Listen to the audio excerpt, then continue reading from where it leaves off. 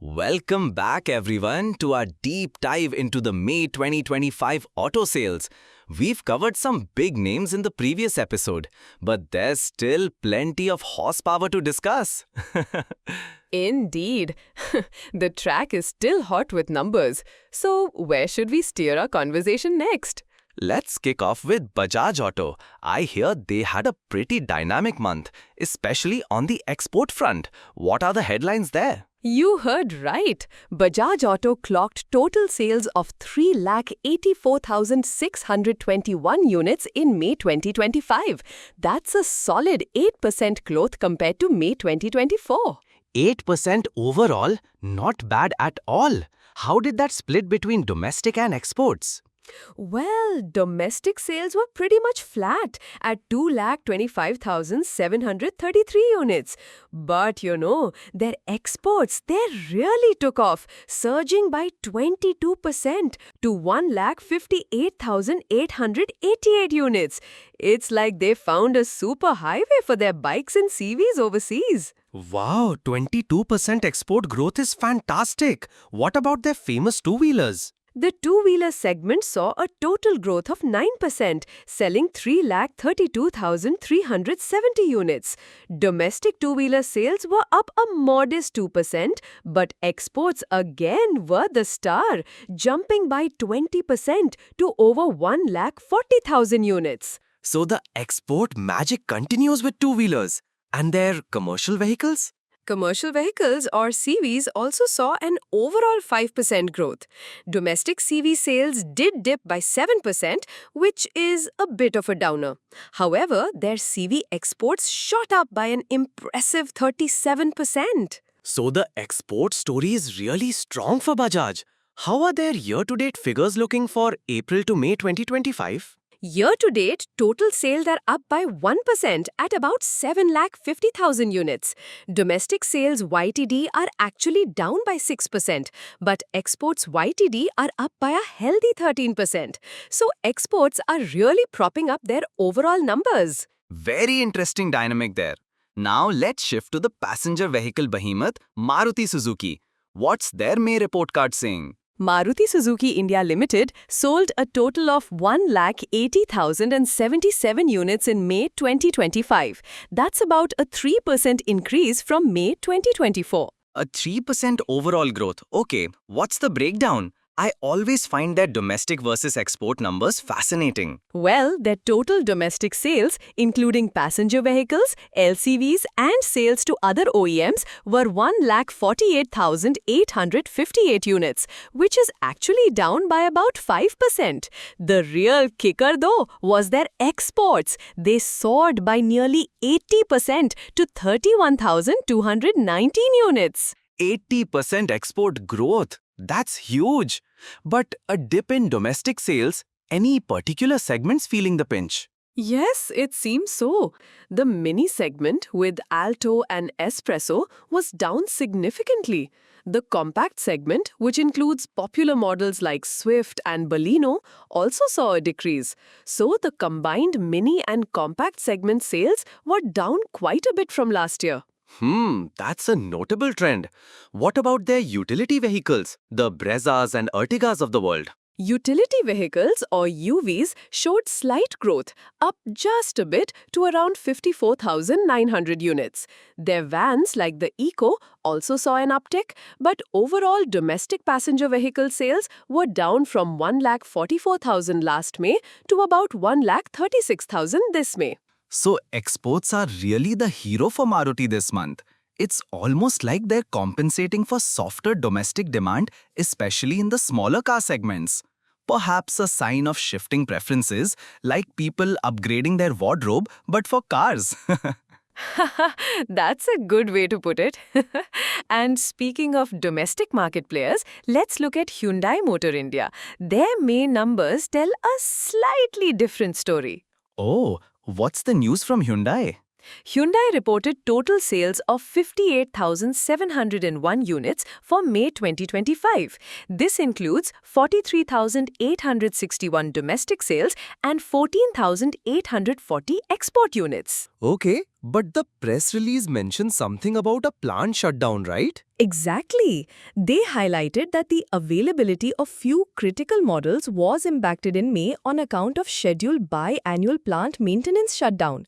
Their director and CEO, Mr. Tarun Garg, even mentioned this routine shutdown affected availability.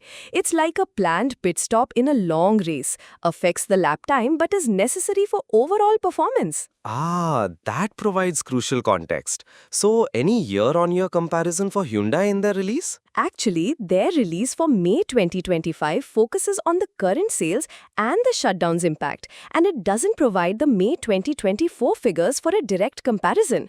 They do emphasize their consistent growth in export volumes, aligning with their Make in India, Made for the World philosophy. Understood. So, a bit of an asterisk on Hyundai's May numbers due to the maintenance.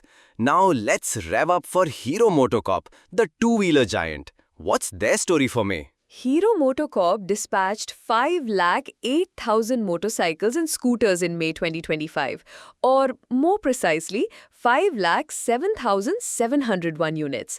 This is a modest annual growth of about 1.9% compared to May 2024.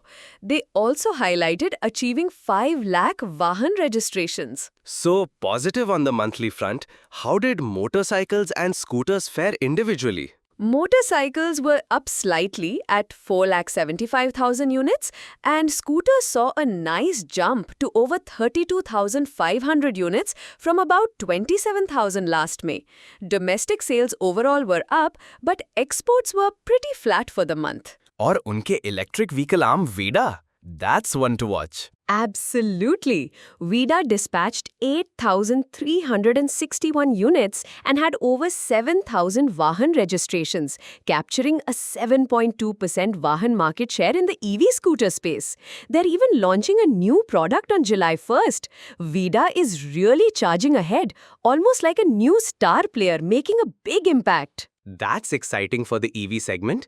Now, I saw their YTD figures in the release, and they looked a bit different from the monthly annual growth picture. Can you clarify? You noticed that. Yes, the year-to-date figures for April to May 2025, when compared to April to May 2024 as per their table, show a decrease across total sales, motorcycles, scooters, domestic and exports. For instance, total YTD sales are at 8,13,000 units, down from over 10,31,000 units in the same period last year.